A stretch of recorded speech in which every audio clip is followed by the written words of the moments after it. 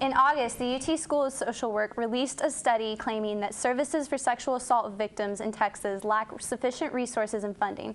Sexual assault is a broad term that can describe any form of unwanted sexual contact, but the Texas Penal Code limits this to unwanted penetration of or by the victim. The study estimates that as many as 1.9 million adult Texans have experienced sexual assault. I went to ask local organizations that aid survivors what this means for the victims. The UT study estimates that Texas spends about $42.8 million a year on sexual assault services, which is about $3,000 per reported victim. However, lack of funding for individual crisis centers hurts their ability to aid victims, according to the Texas Association Against Sexual Assault. When we don't have money to do the work that we do, that means that we don't have money to serve survivors. And it means that survivors, hundreds and thousands of survivors across the country, go without services. About 1 in every 5 women and 6.1% of men are victims of sexual assault while in college. This number is a rough estimate since crimes of sexual assault are frequently not reported.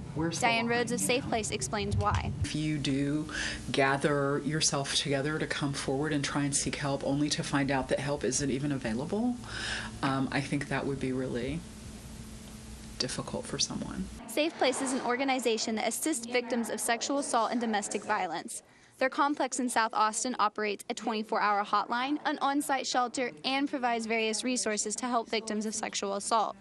On campus, survivors can turn to the Counseling and Mental Health Center's Voices Against Violence program, which is located on the 5th floor of the Student Services building. Founded 10 years ago, it is a nationally recognized program that offers UT students counseling similar to other crisis centers by allowing the survivor to take control of the healing process. We empower survivors to do what they feel like they need to do for themselves versus pushing or forcing or trying to control a survivor. Most sexual assault services offer education programs to help change the conversation about sexual assault in our culture. In order to create an environment where people who have experienced some kind of sexual assault can come forward to get help comfortably and can talk about what happened to them comfortably, we would have to have pretty significant cultural change in terms of how we think about sexuality and how we think about violence. Miranda, Edson, KVR News. For more information on local services for survivors of sexual assault, check out our Twitter at twitter.com/KVR News.